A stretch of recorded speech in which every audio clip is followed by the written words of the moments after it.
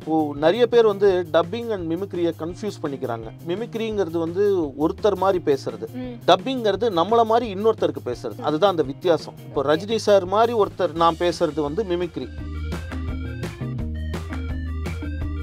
அதில் வந்து போ சேன் அப்படின்னு ஒரு கேரக்டர் வரும். இப்போ அந்த கேரக்டர் வந்து அந்த ஷின்சானுடைய ஃப்ரெண்ட்ஸ் கூட்டத்தை சேர்ந்த ஒருத்தன் மூக்கொழுகிட்டே இருக்கும்னு அதுக்கு நான் தான் பேசினேன். இப்போ அதுக்கு பேசும்போது பார்த்தீங்கன்னா, ஓய் சத்யா எப்படி இருக்கு இப்படின்னு பேசணும். இப்போ நான் அந்த நேரத்தில் மணி ஹைஸ் அதெல்லாம் தமிழில் பண்ணாங்க. அதில் நான் பேசியிருப்பேன் ஒரு கேரக்டர் ஆர்த்தூர் ரோமான். அந்த கேரக்டர் பார்த்தீங்கன்னா ஒரிஜினலாகவே ஒரு டோன் மாற்றி பேசியிருப்பார். ஏன்னா அவங்க ஊர் கோல்டு கண்ட்ரிங்கிறனால எல்லாருக்குமே ஒரு பேஸ் வாய்ஸ். இப்போ அதுக்கு வந்து கொஞ்சம் வாய்ஸ் ட்ரெயின் பண்ணிட்டு என்ன பண்ணிக்கிட்டு இருக்கா, நான் சொன்னா கேட்க மாட்டியா. ஒரு படத்தோடைய லாஸ்ட் இது வந்து எடிட்டிங் டேபிள்னு சொல்லுவாங்க. ஓகேங்களா, that is for the visual. படத்தோடைய அது எடிட்டிங் டேபிளில் தான் நீங்கள் எதுவாக இருந்தாலும் மாற்ற முடியும். அதே மாதிரி அந்த படத்தை நீங்கள் டோட்டலாக தலைகீழாக மாற்றணும்னு நினச்சா கூட டப்பிங்கில் மாற்றிடலாம். ஒரு சண்டை படத்தையே டப்பிங்கில் நினச்சா காமெடி படமாக்கிடலாம். ஒரு காமெடி படத்தை சண்டை படமாக மாற்றலாம்.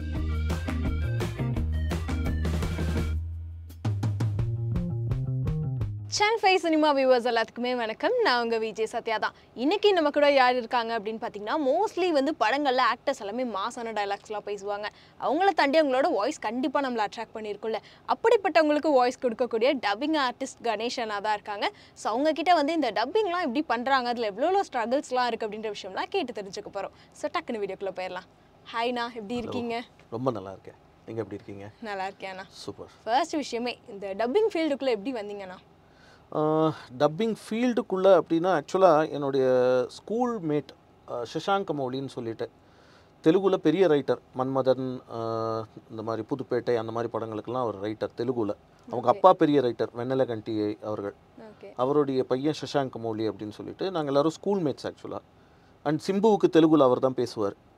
ஓகேங்களா, அப்போது அதுதான் எங்களை மாதிரி கிளாஸ்மேட்ஸுக்கு எல்லாருக்குமே ஒரு பெரிய, ஏன்னா சினிமானாலே ஒரு பெரிய ஒரு மாய உலகம்ல. கூட படிக்கிற ஒருத்தன் அந்த மாதிரி இருக்காங்கிற போது அதில் ஒரு ஆர்வம் அதிகமாக ஆரம்பிச்சது. ஸோ அப்போத்துலேருந்தே 9th ஸ்டாண்டர்ட் 10th ஸ்டாண்டர்ட்லேருந்தே அதில் ஒரு ஆசை என்ன இருக்குது அப்படின்னு தெரிஞ்சுக்கிறதுக்கு. அதுக்கு பிறகு காலேஜ் அதெல்லாம் வேறு வேலைகள்லாம் போக ஆரம்பித்தாலும் நமக்கு இது மேலே இருக்கிற ஆர்வம் இதானனால வேலையை விட்டுட்டு இந்த லைனுக்கு வந்துட்டோம். So 2005 I remember. அப்போது வந்து இல்லை கரியரே சினிமா தான் அப்படின்னு டிசைட் பண்ணிவிட்டு வேலையெல்லாம் விட்டுட்டு இந்த ஃபீல்டுக்கு வந்தது. ஸோ ஆசைப்பட்டது தான் வேணும் அப்படின்னு. ஸோ ஃபேமிலிலாம் கொஞ்சம் அகைன்ஸ்ட் தான் அப்போவே, அப்பா அம்மாலாம். பட் இருந்தாலும் இல்லை இதுதான் நம்ம லைஃப் இதுதான் அப்படின்னு சொல்லிட்டு வந்தாச்சு. படித்தது என்னது? நான் படித்தது வந்து electronics and communication. Okay. And அது முடிச்சுட்டு நான் வந்து ஆக்சுவலாக சிஸ்டம் அட்மினாக ஒரு கம்பெனியில் ஒர்க் பண்ணிகிட்டு இருந்தேன். பட் ஆனால் இன்ட்ரெஸ்டே இல்லாமல் தான் போயிட்டு இருந்தது. வேண்டாம் அப்படின்னு சொல்லிட்டு இல்லை ஷிஃப்ட் ஆகிட்டேன். நான் வந்தது ஆக்சுவலாக டப்பிங் ஆர்டிஸ்ட்டாக வரல. நான் ஃபஸ்ட்டு வந்தபோது என்னோடய ஃப்ரெண்டோட ஒரு டப்பிங் ஸ்டுடியோ இருந்தது. அதில் நான் வந்து ஆக்சுவலாக ரெக்கார்டிஸ்ட்டாக தான் ஜாயின் பண்ணேன். கம்ப்யூட்டர் தெரியும் அப்படிங்கிற போது அந்த நாலேஜை வச்சு சாஃப்ட்வேர் தெரியுங்கிறதுனால சாஃப்ட்வேர் கற்றுக்கிட்டு அந்த ரெக்கார்டிங் சாஃப்ட்வேர்லாம் கற்றுக்கிட்டு ரெக்கார்டிஸ்ட்டாக தான் வேலைக்கு சேர்ந்தேன். அதுக்கப்புறமா கொஞ்சம் கொஞ்சமாக கரியர் சேஞ்ச் அப்கிரேட் ஆகிட்டே இருப்போம்ல, அந்த மாதிரி டப்பிங் டைரக்ஷன், டப்பிங் ஆர்டிஸ்ட்டாக, டயலாக் ரைட்டராக, அந்த மாதிரி கொஞ்சம் கொஞ்சமாக ஒவ்வொன்றும் அது ஒவ்வொரு ஃபேஸ் ஆஃப் லைஃப் அப்படி தான். ஓகே. இது வரைக்கும் எவ்வளோ படங்கள் ஒர்க் பண்ணியிருப்பீங்க? அஸ் அ டப்பிங் ஆர்டிஸ்ட்டாக அப்படின்னா இல்லை எல்லாமே வந்து ஒரு கணக்கு வைக்காமல் தான் போகிறது. ஏன்னா இந்த டப்பிங்கிறது பார்த்திங்கன்னா இப்போது நடிகர்களுக்கு பார்த்திங்கன்னா ஒரு படம் அப்படின்னா அவங்களுக்கு ஒரு கணக்கு இருக்கும். இப்போ எங்களுக்கு பார்த்திங்கன்னா ஒரே நாளில் நாங்கள் 4 படம் பேசுவோம். காலையில் ஒரு 9 to 1 ஒரு டப்பிங் இருக்கும், 2 to 5 ஒரு டப்பிங் இருக்கும், 5 to 7 ஒரு டப்பிங் இருக்கும், 7 to 11 ஒரு டப்பிங் இருக்கும், ரிக்குவயர்மெண்ட்டை பொறுத்த வரைக்கும். ஸோ ஒரு நாளைக்கே 4 படம்னா நாங்கள் எப்படி கணக்கு வச்சுக்கிறது? கஷ்டம். ஸோ அதனால் எவ்வளோ படம் அப்படிங்கிறது சொல்கிறது கொஞ்சம் கஷ்டம்தான். ஏன்னா வெரைட்டிஸ் ஆஃப் லாங்குவேஜஸ் பேசுகிறோம். இப்போ நான் பார்த்திங்கன்னா தமிழ் பேசுவேன், தெலுங்கு பேசுவேன், ஹிந்தி பேசுவேன். ஸோ அந்த மாதிரி இருக்குங்கிற போது இப்போ தமிழ்லேயே ஹிந்தி பேசுகிற கேரக்டர்ஸ் நடிக்கிற ஏதாவது ஒரு இது இருக்குன்னா அதுக்கு என்ன கூப்பிடுவாங்க. தெலுங்கு பேசுகிற கேரக்டர்ஸ் இருக்குன்னா கூப்பிடுவாங்க. தெலுங்கு டப்பிங்கே நான் பேசுவேன், தெலுங்குவாகவே பேசுவேன், தெலுங்கு படங்களுக்கு அந்த மாதிரியே பேசுவேன். ஸோ அப்படிலாம் இருக்கிறதுனால அந்த கணக்கு நம்மளால் வச்சுக்க முடியாது. ஸோ ஒரு 500ன்னு வச்சுக்கோங்களேன், சும்மா வச்சுக்கலாம். ஓகே. மேபி அதுக்கு மேலேயும் இருக்கலாம், கம்மியாகவும் இருக்கலாம். I don't remember. ஏதாவது ஸ்பெசிஃபிக்காக மூவி சொல்ல முடியுமா? கணக்கு தெரியாது பட் நமக்கு மூவி ஞாபகம் இருக்கும். ஓகே, உங்களுக்கு ஸ்பெசிஃபிக்கானா இப்போது 10 என்றதுக்குள்ள ஐ திங்க் அதுதான் Vikram sir and Samantha madam. அதில் பார்த்தீங்கன்னா அந்த ஓப்பனிங்லேருந்து அந்த படத்தில் நிறைய சீனில் வந்து ஒரு கேரக்டர் வந்து ஹிந்தி பேசிக்கிட்டே தமிழ் பேசுகிற ஒரு கேரக்டர் ஒன்று இருக்கும். அவர் ஒரு புரட்சியாளன் மாதிரி ஒரு, அப்புறம் அந்த வில்லன் வந்து அவரை ஷூட் பண்ணி அந்த ஃபேமிலியோட ஷூட் பண்ணி கொண்டுடுவார். அந்த கேரக்டர் நான் தான் பேசியிருப்பேன். அண்ட் ஜுங்கா படம் பார்த்துருக்கீங்களா? அதில் வந்து அது ஒரு ஃப்ரெஞ்ச் போலீஸ் ஒருத்தர் வந்து அவர் தான் அந்த மெயின் வில்லன் மாதிரி விஜய் சேதுபதியை கடைசியில் கார்னர் பண்ணி கொல்றதுக்கெல்லாம் பிளான் பண்ணுவார். அதுக்கு நான் தான் பேசியிருக்கேன். அண்டு தப்புன்னு கேட்டிங்கன்னா அது மாதிரி எதுவும் பெருசாக ஞாபகம் வர மாட்டேங்குது. நிறைய தெலுங்கு டு தமிழ் படங்கள் பார்த்தவங்களுக்கு தெரியும். வெண்ணெல கிஷோர்னு ஒரு தெலுங்கு காமெடியன் ஒருத்தர் இருக்கார். அவர் வந்து ஆனபிள் சேதுபதினு ஒரு படம், விஜய் சேதுபதி சார் படம், அதில் வந்து ஒரு காமெடியன் கேரக்டராக பண்ணியிருப்பார் அவர். அவருக்கு நிறைய படங்களில் தெலுங்கு டப்பிங்க்கு அந்த படத்தில் ஆனபிள் சேதுபதியில் அந்த படத்துலலாம் நான் தான் பேசியிருப்பேன். ஸோ அந்த மாதிரி நிறைய இருக்குது, எனக்கு டப்புன்னு ஞாபகம் வரல. ஒன்று ரெண்டு பண்ணா ஞாபகம் இருக்கும் இவ்வளோ. நிறைய கேரக்டர்ஸ் பேசுகிறோம்ல, ஸோ அதனால பெருசாக எனக்கு மைண்டில் ரெஜிஸ்டர் ஆகாது. ஓகே, இப்போ ஒரு நாளைக்கே 4-5 படம் பேசுறீங்கல்லண்ணா, கஷ்டமா இருக்காது? அடுத்தடுத்த வாய்ஸ் வந்து போயிட்டே இருக்கும் நிறைய படங்கள். இல்லை, அது கஷ்டம் கிடையாது. ஏன்னா இப்போது அதுதான், இப்போது நிறைய பேர் வந்து டப்பிங் அண்ட் மிமிக்ரியை கன்ஃபியூஸ் பண்ணிக்கிறாங்க. இப்போது மிமிக்ரிங்கிறது வந்து ஒருத்தர் மாதிரி பேசுறது, டப்பிங்கிறது நம்மளை மாதிரி இன்னொருத்தருக்கு பேசுறது. அதுதான் அந்த வித்தியாசம். இப்போ ரஜினி சார் மாதிரி ஒருத்தர் நான் பேசுறது வந்து மிமிக்ரி, ரஜினி சாருக்கு நான் என் குரல்லையே பேசுறது டப்பிங். ஒரு உதாரணத்துக்கு சொல்கிறேன். இப்போது ஒரு காலத்தில் இந்த மோகன் சாருக்கெல்லாம் எஸ்என் சுரேந்தர் சார்னு ஒருத்தர் பேசியிருப்பார், உங்களுக்கு தெரிஞ்சிருக்கும், மைக் மோகன் சாருக்கெல்லாம். அவருக்கு வந்து குரல் கொடுத்தது வந்து எஸ்என் சுரேந்தர் சார். ஆனால் அந்த படங்களை பார்த்தவங்க எல்லாருமே அது மோகன் சாரே பேசினதாக தான் நினச்சிக்கிட்டு இருக்காங்க. இன்னமும் நிறைய பேர் அப்படி தான் நினச்சிக்கிட்டு இருக்காங்க. ஸோ அதுதான், எஸ்என் சுரேந்தர் சார் மோகன் சார் வாய்ஸை இமிட்டேட் பண்ணலை. அவர் குரலில் பேசியிருக்காரு, ஆனால் அது மோகன் சாருக்கு ஒட்டுறா மாதிரி பேசியிருக்காரு. ஸோ அதுதான் டப்பிங். ஸோ அப்படி பேசும்போது எங்கள் குரல்லையே நாங்கள் பேசுகிறதுல எங்களுக்கு பிரச்சனை கிடையாதுல்ல. எங்கள் குரல்லையே ஒரு நாளைக்கு 10 மணி நேரம் பேசுகிறோங்கிறது அது இந்த தொழிலோடைய வேலை. ஸோ அதை நம்ம ஒன்றும் இது பண்ணுறதுக்கு இல்லை. மற்றவங்கள மாதிரி பேசும்போது வேணால் வாய்ஸ் ட்ரெயின் ஆகலாம். ஆமாம், இப்போ கார்ட்டூன் வாய்ஸ்லாம் பேசுகிறாங்க நிறைய பேர், நம்ம தமிழ் ஆர்டிஸ்டே அப்படின்றப்போ டிஃபர் ஆகும் மோஸ்ட்லி. இப்போ கார்ட்டூன் வாய்ஸ் அப்படின்னு பார்த்தீங்கன்னா, cartoon is a total different category அது. இப்போ ரீசெண்டாக ஒரு அனிமே பேசி வந்த அந்த ஒரு சேனலுக்கு இட்ஸ் கால்டு கைஜூ நம்பர் 8 அப்படின்னு சொல்லிட்டு. இப்போ அந்த கைஜூ நம்பர் 8 அந்த மெயின் லீட் அந்த கைஜூவுக்கு நான் தான் பேசினேன். ஸோ அதில் 2 கேரக்டர், ஒன்று ஒரு நார்மல் ஹியூமன் மாதிரி ஒரு கேரக்டர் இருக்கும், அதுவே வந்து ஒரு மான்ஸ்டராக மாறும் அப்படிங்கிற. ஸோ இப்போ அந்த இது பேசும்போது ஒரு நார்மல் வாய்ஸ் பேசுகிறோம், அந்த மான்ஸ்டருக்காக மாறும்போது நம்ம வாய்ஸை கொஞ்சம் மாற்றுவோம். ஸோ அப்படி பேசினா தான் அந்த கார்ட்டூனுக்கு ஒரு பியூட்டி கிடைக்கும். அந்த இடத்துல போயிட்டு நான் வந்து நார்மல் ஹியூமனுக்கு பேசுகிற மாதிரி பேசினேன்னா அந்த கார்ட்டூனுடைய பியூட்டி கிடைக்காது. இப்போது ஷின்சான் அப்படிங்கிற ஒரு கார்ட்டூன் இருக்குது. இப்போது அந்த கார்ட்டூனுக்கு பார்த்தீங்கன்னா நிறைய பேர் 2K kids 90s kids எல்லாரோடைய fan அது. ஆமாம், இப்போ அதுக்கு பார்த்தீங்கன்னா ஷின்சானுங்கிறவருக்கு வந்து ரகுங்கிற ஒருத்தர் டப்பிங் ஆர்டிஸ்ட் பேசினார், என் நண்பர் அவர். அதுக்கு வசனம் நானும் அவரும் சேர்ந்து தான் இது பண்ணோம். அதில் வந்து போ சேன் அப்படின்னு ஒரு கேரக்டர் வரும். இப்போ அந்த கேரக்டர் வந்து அந்த ஷின்சானுடைய ஃப்ரெண்ட்ஸ் கூட்டத்தை சேர்ந்த ஒருத்தன் மூக்கொழுகிக்கிட்டே இருக்கும்னு. ஆமாம், அதுக்கு நான் தான் பேசினேன். ஓகேங்களா? இப்போ அதுக்கு பேசும்போது பார்த்தீங்கன்னா, ஓய் சத்யா எப்படி இருக்க இப்படின்னு பேசணும். இப்போ நான் அந்த நேரத்தில் இப்படி நார்மலாக ஹாய் சத்யா எப்படி இருக்கேன்னு பேசினேன்னா அந்த கார்ட்டூனுக்கு ஒரு பியூட்டி கிடைக்காது. இப்போ அந்த மூஞ்சியை பார்த்த உடனே பசங்க வந்து அட்ராக்ட் ஆகணும். அப்போது அந்த வேரியேஷன்ஸ் நம்ம கொடுக்கணும் கார்ட்டூனை பொறுத்த வரைக்கும். இப்போ இதே வந்து நீங்கள் லைவ் ஆக்ஷன் பார்க்குறீங்க அப்படின்னா, லைவ் ஆக்ஷனுக்கு முடிஞ்ச அளவுக்கு நம்ம வாய்ஸில் தான் பேசுவோம். ஸ்ட்ரைட் படங்கள், ஸ்ட்ரைட் சீரியல்லாம் பார்த்தீங்கன்னா. ஆனால் அதே இப்போ வேற்றுமொழி படங்கள் வருது இல்லை, இங்கிலீஷ் படங்கள் வருது, ஃப்ரெஞ்சு. இப்போ மணி ஹைஸ்ட்டுன்னு ஒரு ஷோ இருக்குது நெட்ஃப்ளிக்ஸில். இப்போ அதெல்லாம் தமிழில் பண்ணாங்க. அதில் நான் பேசியிருப்பேன் ஒரு கேரக்டருக்கு, ஆர்த்தூர் ரோமான் அப்படின்னு சொல்லிட்டு. இப்போ அந்த கேரக்டர் பார்த்திங்கன்னா ஒரிஜினலாகவே ஒரு டோன் மாற்றி பேசியிருப்பார். ஒரு ஒரு ஒரு கிரஃப் வாய்ஸில் ஒரு கட்ட, ஏன்னா அவங்க ஊர் கோல்டு கண்ட்ரிங்கிறதுனால எல்லாருக்குமே ஒரு பேஸ் வாய்ஸ் இருக்கும். இப்போ அங்கே வந்து நம்ம இதே மாதிரி பேச முடியாது. அப்போ அதுக்கு வந்து கொஞ்சம் வாய்ஸ் ட்ரெயின் பண்ணிட்டு, என்ன பண்ணிக்கிட்டு இருக்க, நான் சொன்னால் கேட்க மாட்டியா, இப்படிங்கிற ஒரு வாய்ஸ் சேஞ்ச் கொடுக்கணும். அப்போ தான் அந்த கேரக்டருக்கு அந்த வேலிடிட்டி கிடைக்கும். ஸோ இந்த மாதிரி டப்பிங்கில் அது எல்லாமே த்ரூ எக்ஸ்பீரியன்ஸ் கிடைக்கிறது தான். இது வந்து யாரும் சொல்லி கொடுத்து இது பண்ணுறது கிடையாது. ஒவ்வொருத்தர் மற்றவங்க பேசுகிறத பார்த்து கற்றுக்கிறது. இப்போ நடிப்பு சொல்லி கொடுத்து வராதுங்கிற மாதிரி இது வந்து ஒரு கலை, அவ்வளோதான். மாடுலேஷன் வந்து சேஞ்ச் ஆகும், அது வந்து கேட்டு வாங்கலாம். ஸோ இது வந்து த்ரூ எக்ஸ்பீரியன்ஸ் அண்ட் அப்சர்விங். முக்கியமாக வந்து சினிமாவில் எல்லாமே அப்சர்விங் தான். மற்றவங்க என்ன பண்ணுறாங்க அப்படிங்கிறத பார்த்து பார்த்து பார்த்து பார்த்து நம்ம கற்றுக்கிறதுல தான் நம்ம ட்ரெயின் ஆக முடியும். பட் ஒரே நேரத்தில் 4 கேரக்டருக்கு நம்ம மாடுலேஷன் மாற்றி பேசணும் அப்படின்றப்போ ரொம்ப டஃப்பாக தான் இருக்கும். வேற வேற மாதிரி நம்ம காட்டி தான் இல்லை, அதுதான் அந்த எக்ஸ்பீரியன்ஸ். இப்போது இங்கே இதில் சீனியர் டப்பிங் ஆர்டிஸ்ட்லாம் இருக்காங்க, இன்றைக்கி நடிகர்களாகவே ஷைன் ஆகிட்டு இருக்காங்க. இப்போ அவங்கெல்லாம் பார்த்திங்கன்னா பக்கத்து ஆர்டிஸ்ட்டுக்கு பேசியிருப்பாங்க, ஆனால் நமக்கு தெரியாது. இப்போது இவங்க சவிதா மேடம் பார்த்திங்கன்னா ஜோ மேடமுக்கும் சிம்ரன் மேடமுக்கும் பக்கத்துலேயே பேசியிருப்பாங்க, தெரியாது இவங்க வாய்ஸ் தானே. அப்புறம் ரவிசங்கர் சார் இருக்கார், இந்த நிறைய படங்களில் வில்லனாலாம், அந்த வேட்டைக்காரன் படத்துலலாம் கூட வாடா அப்படின்லாம் கத்திட்டு பண்ணுவார்ல, அவர்லாம் லெஜெண்ட். அவர்லாம் ரவி அண்ணாலாம். இப்போ அவர்லாம் பார்த்திங்கன்னா நிறைய படங்களில் ஆஷிஷ் வித்யார்த்திக்கும் பேசியிருப்பார், பக்கத்துலேயே ஷாயாஜி ஷிண்டேக்கும் பேசியிருப்பார். ஒரு 3 பேருக்கும் ஒரே ஸ்க்ரீனில் பேசியிருப்பார், நமக்கு தெரியவே தெரியாது அவர் தான் பேசினார். ஸோ அது எல்லாமே வந்து டெவலப்பிங் த டேலண்ட் தான். ஸோ அவர்லாம் வந்து பாண்ட் ஜீனியஸ். ஸோ அவங்ககிட்டலாம் கற்றுக்கிறதுக்கு நிறைய இருக்குது, இன்னமும் கற்றுக்கிட்டே இருக்கலாம். இன்னைக்கு ஒரு படம், அவரோட படம் எடுத்து பார்த்தீங்கன்னா கூட அதுலேருந்து ஓஹோ இது எப்படி பேசியிருக்காரா அப்படின்னு கற்றுக்கலாம். வாய்ஸ் தான் கண்டுபிடிக்கிறக்கே. ஆமாம். அப்புறம் ஸ்ரீனிவாசமூர்த்தி அண்ணான்னு சொல்லிட்டு அவரும் நிறைய தமிழ் படங்கள் பண்ணியிருக்காரு. நிறைய படங்களில் இந்த சர்வம் தாளமயம் அந்த மாதிரிலாம் படங்கள்லாம் நடிச்சிருக்காரு. அன்ஃபார்ச்சுனேட்லி இறையடி சேர்ந்துட்டார். அவர்லாம் legend to the core.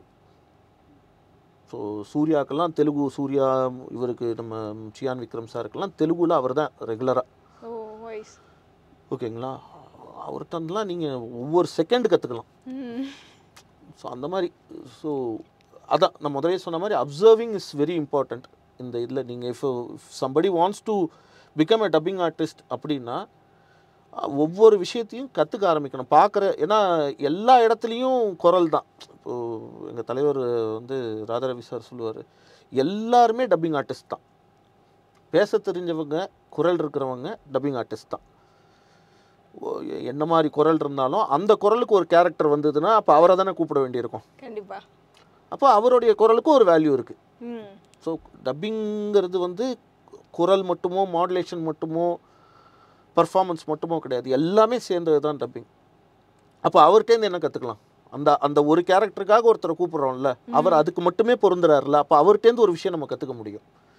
So எல்லாத்தையுமே நம்ம அப்சர்வ் பண்ணிக்கிட்டே வரணும்.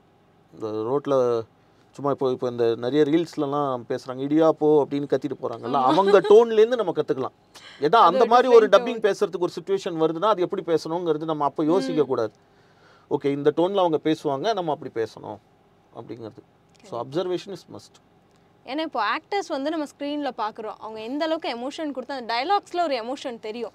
ஏன்னா அவங்க நடிப்பை தாண்டி ஃபர்ஸ்ட்டு நம்மளை இம்ப்ரெஸ் பண்ணுற விஷயம் அவங்களோட வாய்ஸ் அண்ட் டைலாக்ஸ் தான். ஸோ அதுக்கு பின்னாடி அவ்வளோ ஒர்க் இருக்குது. ஒரு டப்பிங் ஆர்டிஸ்ட் அதே எமோஷன்ஸை கேரி பண்ணணும் அந்த வாய்ஸ். ஆமாம் ஆமாம். அதாவது ஒரு படத்தோடைய லாஸ்ட் இது வந்து எடிட்டிங் டேபிள்னு சொல்லுவாங்க. ஓகேங்களா, that is for the visual. ஒரு படத்துடைய அது எடிட்டிங் டேபிளில் தான் நீங்கள் எதுவாக இருந்தாலும் மாற்ற முடியும். அதே மாதிரி அந்த படத்தை நீங்கள் டோட்டலாக தலைகீழாக மாற்றணும்னு நினச்சா கூட டப்பிங்கில் மாற்றிடலாம். ஒரு சண்டை படத்தையே டப்பிங்கில் நினச்சா காமெடி படமாக்கிடலாம். ஒரு காமெடி படத்தை சண்டை படமாக மாற்றலாம். எப்படி எடிட்டிங்க்கு அவ்வளோ வேல்யூ இருக்கோ அதே அளவுக்கு வேல்யூ ஒரு டப்பிங்க்கு இருக்குது. ஸோ இப்போ நீங்கள் டப்பிங்கை பொறுத்த வரைக்கும் நீங்கள் கேட்ட மாதிரி அதுங்க நடித்தவங்க எப்படி நடிச்சிருக்காங்க. இப்போது சில பேர் பார்த்தீங்கன்னா முதல் தடவை நடிக்க வந்திருப்பாங்க, நல்லா நடிச்சிருப்பாங்க, ஆனால் சில விஷயங்கள் அவங்களுக்கு எக்ஸ்பிரஸ் பண்ண தெரிஞ்சிருக்காது. ஆனால் டைரக்டராக அந்த இடத்துல இப்படி வேணும்னு எதிர்பார்ப்பார். அப்போ அந்த மாதிரி நேரத்தில் அந்த குரலை வச்சு தான் அந்த எக்ஸ்பிரஷனை கொடுக்க முடியும். இப்போ அவர் திரும்பி நின்று பேசுகிறாருன்னு வச்சுக்கோங்க, ஆனால் அவர் அழுதுகிட்டே பேசுகிறாருங்கிறது டைரக்டருடைய எக்ஸ்பிரஷன், அவருக்கு அழுக வரலை.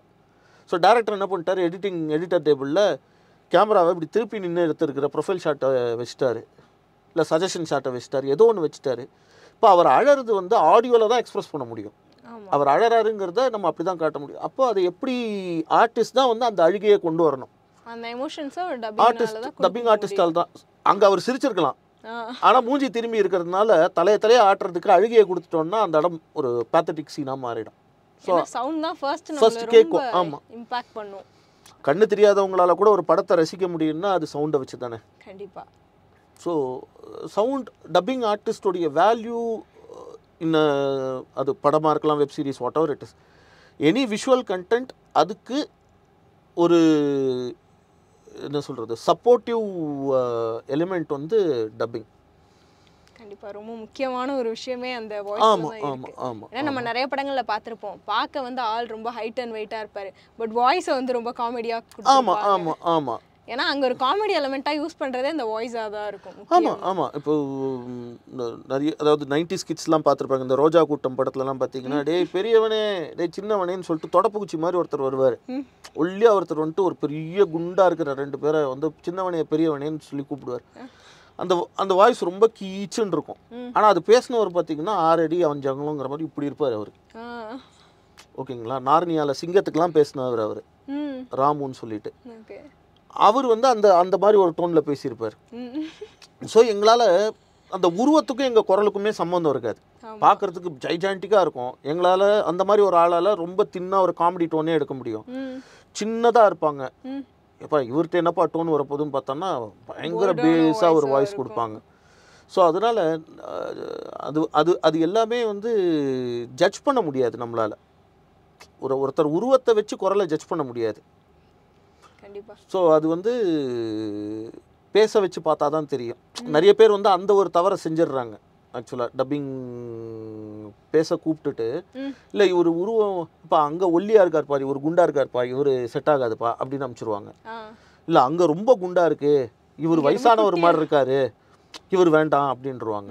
ஸோ நிறைய பேர் வந்து அந்த தவறுகளை செஞ்சுட்டு தான் இருக்காங்க. பட் அதை கொஞ்சம் மேபி ட்ரையல் பண்ணி பார்த்தா தான் தெரியும். கண்டிப்பாக. அது மட்டும் இல்லாமல் இப்போ ஆக்டிங்க்கு ஃபஸ்ட்டு ஸ்டெப்பே டப்பிங் ஆர்டிஸ்ட்டாக இருக்காங்கன்றப்போ அவங்கனால வந்து ஆக்டர் ஆகினவங்க நிறைய பேர் இல்லை அப்படி கிடையாது. டப்பிங் அதனால தான் இட்ஸ் கால்ட் டப்பிங் ஆர்டிஸ்ட். குரல் கொடுப்பவர் கிடையாது, டப்பிங் வெண்டார், டப்பிங் ரெண்டரர் கிடையாது, டப்பிங் ஆர்டிஸ்ட். நாங்களும் நடிக்கிறோம் திரைக்கு பின்னால், அது அவங்க கேமராக்கு முன்னாடி கேமராக்கு பின்னாடி. அதனால பார்த்தீங்கன்னா நிறைய நடிகர்களால் சிறந்த டப்பிங் குரல் கொடுக்க முடியும். நல்ல டப்பிங் பேச தெரிஞ்சவங்களால சூப்பராக நடிக்க முடியும். அன்லெஸ் ஆர் அன்டில் அவங்களுக்கு அந்த கேமரா ஃபியர் இல்லாமல் இருந்ததுன்னா. ஏன்னா நிறைய பேருக்கு கேமரா ஃபியர் இருக்கிறதுனால நடிக்கிறதுக்கு தயங்குறாங்க. இல்லைன்னா 90% டப்பிங் ஆர்டிஸ்ட்டுகளால், நல்ல டப்பிங் பேச தெரிஞ்சவங்களால அதே அளவுக்கு அவங்களால நடிக்க முடியும். நல்ல ஆர்டிஸ்ட்டாக அவங்களால ஷைன் பண்ண முடியும். அதுக்கு நிறைய எக்ஸாம்பிள்ஸும் இருக்குது. இப்போ நாசர் சாராக இருக்கட்டும், சியான் விக்ரம் சாராக இருக்கட்டும், இவங்க அலெக்சாண்டர்னு சொல்லிட்டு லியோ படத்தில் நடித்தவராக இருக்கட்டும், இல்லை மாநகரமில் வில்லனா, அப்புறம் கைதியில் வில்லனாலாம் நடித்த அருண் அலெக்சாண்டருங்கிறவர். ஸோ அந்த மாதிரி நிறைய பேர் இருக்காங்க. நம்ம எல்லாத்துக்கும் தெரிஞ்ச மணிகண்டன் நம்ம தம்பி மணிகண்டன், 2K கிட்ஸ் எக்ஸாக்ட்லி. ஆமாம், மணிகண்டன் இன்னைக்கு சொல்லப்பட வேண்டிய ஒரு முக்கியமான தமிழ் சினிமாவில் மணிகண்டன், அர்ஜுன் தாஸ், இவங்க எல்லாருமே வந்து ஆர்ஜேவாக இருந்தாலுமே அவங்க எல்லாருக்குமே அந்த டப்பிங்கிறது ஒரு பேசிக்காக அவங்களுக்கு தெரிஞ்ச விஷயந்தான். ஸோ அந்த மாதிரி டப்பிங் கலைஞர்களாக இருந்து நடிகர்களாக மாறினவங்களும் நிறைய பேர் இருக்காங்க. நடிக்க வந்துட்டு வாய்ப்பு கிடைக்காம டப்பிங் ஆர்டிஸ்டாக மாறினவங்களும் நிறைய பேர் இருக்காங்க. சொல்லப்போனால் அதுதான் நிறைய பேர். நடிக்க வாய்ப்பு கிடைக்காம, இப்போது வினோத் சாகர்னு சொல்லிட்டு ஒரு ஆர்டிஸ்ட் ராட்சசன் படத்தில் டீச்சராலாம் நடிச்சிருப்பார். அவர் ஒரு சிறந்த டப்பிங் ஆர்டிஸ்ட். ஓகேங்களா? ராட்சசன் படத்தில் நடித்த சரவணன் ஒரு சிறந்த டப்பிங் ஆர்டிஸ்ட். ஓகேங்களா? ஸோ அந்த மாதிரி நிறைய பேர் இருக்காங்க. வாய்ப்பு கிடைக்கல, அவ்வளோதான். நிறைய பேர் ஆமாம், வாய்ப்பு கிடைக்காம டப்பிங் ஆர்டிஸ்ட் ஆயிடுறாங்க. அப்புறம் வாய்ப்பு கிடைக்கும் போது தன்னுடைய நடிப்பு திறமையை வெளிப்படுத்துறாங்க. கண்டிப்பாக. அந்த மாதிரி ஏன்னா இப்போ படங்களே நிறைய பேர் இருக்காங்க, நமக்கு சொன்னாதான் தெரியும் ஓ இவங்க டப்பிங் ஆர்டிஸ்டாக இருந்திருக்காங்க அப்படின்ற விஷயமே. ஆமாம், இப்போது இவங்க கலக்கப்போகுது யாரில் சேது அண்ணா ஜட்ஜாக இருக்கார்ல, அவர் வந்து ஒரு டப்பிங் ஆர்டிஸ்ட், சிறந்த டப்பிங் ஆர்டிஸ்ட் அவர். ஸோ அந்த மாதிரி நிறைய பேர் நம்ம கண்டுபிடிக்கிறதே கஷ்டம். இந்த படத்துக்கு இவங்களா வாய்ஸ் கொடுத்தாங்க சொன்னாதான் நமக்கே தெரியும். அது ஒரு விஷயம். அடுத்ததான் நீங்கள் அந்த சின்சான் சொல்லும்போது எனக்கு அதுதான் ஓடுது மேபி 2K கிட்ட அப்படின்றனால எப்படி நான் டைலாக் எழுதுறீங்க? ஏன்னா மோஸ்ட்லி சின்சானோட கேரக்டருக்கு அந்த டைலாக் தான் உயிர் கொடுக்குதுன்னு சொல்லலாம்.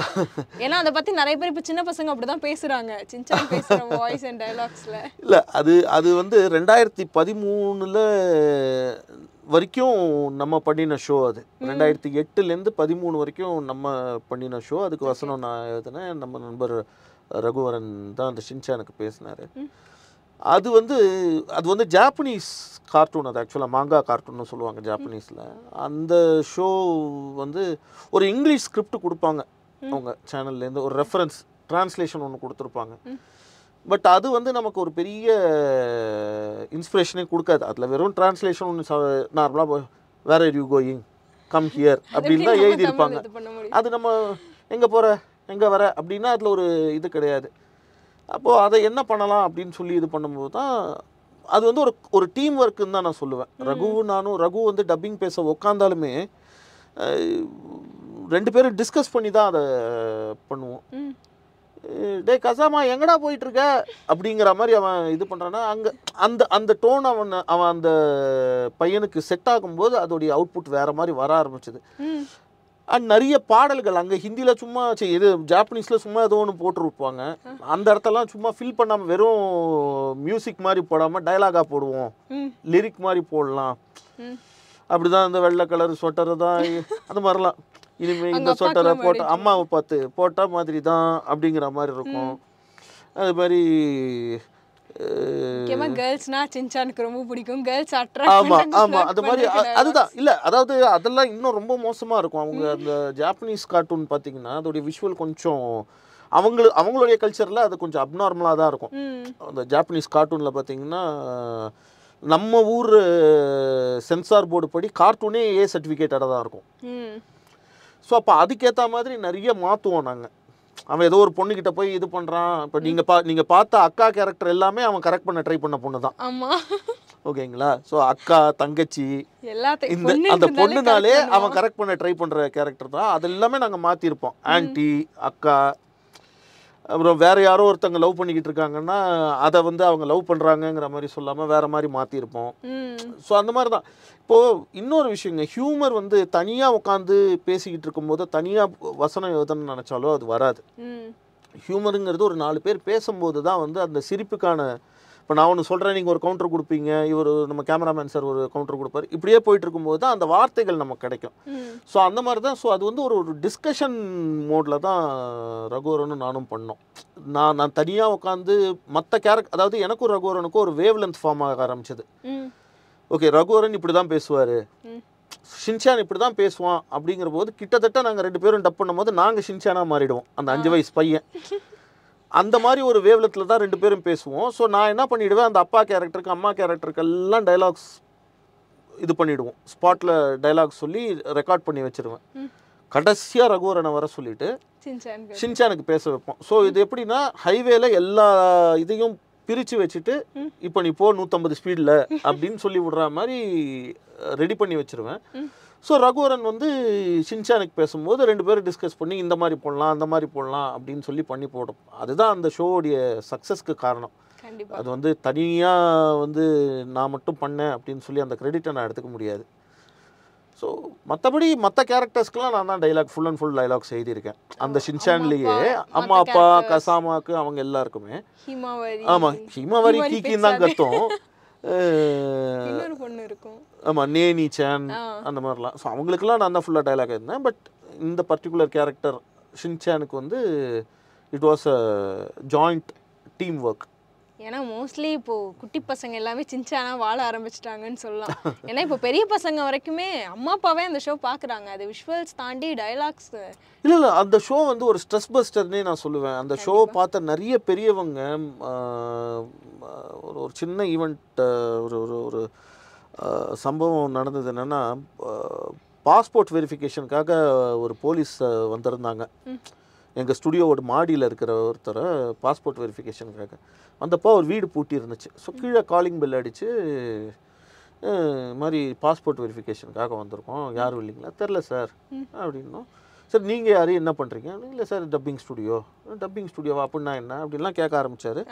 அப்புறம் இந்த மாதிரி என்ன பண்ணுவீங்க? இந்த மாதிரி கார்ட்டூன் ஒன்று போயிட்டுருக்கு சார். ஒன்று ஐயோ இது என் பையன் ரொம்ப ஆர்வமாக உட்காந்து பார்க்குறதாச்சேன்னு சொல்லிட்டு உட்காந்துட்டார். நாங்கள் டப்பிங் பண்ணுறோம். அவர் உட்காந்து அப்படியே பார்த்துக்கிட்டே இருக்காரு. வெரிஃபிகேஷனுக்கு வந்தவர் 1 மணி நேரமாக உட்காந்து பார்த்துக்கிட்டு இருக்கார் படத்தை. அதுக்கப்புறம் போயிட்டார். சூப்பர் சார் ரொம்ப நல்லா பண்ணுறீங்க அப்படின்ட்டுலாம். அதுக்கப்புறம் யூ டோன்ட் பிலீவ் ஒரு வருஷம் இருக்கும் கழிச்சு வேற ஒரு பர்பஸ்க்காக, அதாவது எங்கள் பாஸ்போர்ட் வெரிஃபிகேஷனுக்காக அந்த போலீஸ் ஸ்டேஷனுக்கு போகிறோம். பாஸ்போர்ட் வெரிஃபிகேஷனுக்கு ஆஃபீஸ்லேருந்து அனுப்பியிருக்காங்க சார், உங்களை மீட் பண்ண சொல்லியிருக்காங்கன்னு சொல்லிட்டு போனாங்க. சார் உங்களை தான் தெரியுமே, நீங்கள் தான் சின்சான் பண்ணுறீங்களே அப்படின்னு சொல்லிட்டு எங்கள் வீட்டுக்கு கூட வர்றதுக்கு வந்துட்டு வாங்க சார் நம்ம என் வண்டியில் போகலான்னா அவர் வண்டியில் என்னை கூப்பிட்டு வந்து. So this was the response from Shinchan. So ஒரு போலீஸ் இன்ஸ்பெக்டர் லெவலில் வந்து அவரே அதான் சொன்னார். இது என் பையன் பார்க்கும் போதெல்லாம் எனக்கு கோவமாக தான் சார் வரும், ஆனால் இப்போ பார்க்கும்போது இதை நானே ஏன் பார்க்கலன்னு சொல்லி தோணுது. அவ்வளோ நல்லா சிரிப்பாக இருக்குது, 1 மணி நேரம் டைம் போனதே தெரியல அப்படின்னு தான் சொன்னார். So it was a stress buster to everybody. Age டிஃப்ரென்ஸ்லாம் கிடையாது அதுக்கு. கண்டிப்பா நான் நிறைய பேர் தேடிட்டு இருந்திருப்பாங்க. ஸோ எதுக்கு அடிக்கிறதுக்கா? இல்லை நிறைய தாய்மார்கள் அடிக்கிறதுக்கெல்லாம் காத்துக்கிட்டு இருப்பாங்க இந்நேரம், இவன் தானா அது அப்படின்ட்டு. இல்லை ஏன்னா வந்து ஒரு 5 வயசு குழந்தைக்கு பார்க்க பெரிய ஆளாக இருக்காங்க, குழந்தைங்க அந்த மாதிரி இருக்கவங்கள பார்க்குறப்போ. ஸோ நெக்ஸ்ட் இப்போ என்ன நான் போயிட்டுருக்கு உங்களுக்கு ஒர்க்லாம்? இல்லை இப்போ பார்த்தீங்கன்னா நான் நிறைய படங்களுக்கு, அதாவது இப்போன்னு இல்லை, கிட்டத்தட்ட பார்த்தீங்கன்னா 2008-9 அவதார், அதுதான் வந்து நான் ஃபஸ்ட்டு தமிழில் டைலாக் எழுதின படம் அவதார் 1. ஆமாம். ஸோ நம்ம தம்பி சபரிநாதன் சொல்லிட்டு அவர் வந்து டப்பிங் டைரக்டராக இது பண்ணார். அவர் என்னுடைய வாழ்க்கையில் ஒரு முக்கியமான என்னை நம்பி ஒர்க்கு கொடுத்த, எப்படி சந்தோஷங்கிறவர் எனக்கு வேலை கொடுத்தாரோ அது மாதிரி இந்த சபரிநாதன்கிறவர் யாருன்னா, அந்த 7G ரெயின்போ காலனி படம் பார்த்துருக்கீங்களா? அதில் அந்த கூட ஒரு ஃப்ரெண்டு கேரக்டர் குண்டா ஒருத்தர் நடிச்சிருப்பாரு, அவருக்கு வாய்ஸ் கொடுத்தவர். ஓகேங்களா? ஸோ அவர் டப்பிங் டைரக்ஷன் பண்ணார், நான் வந்து வசனம் எழுதினேன்.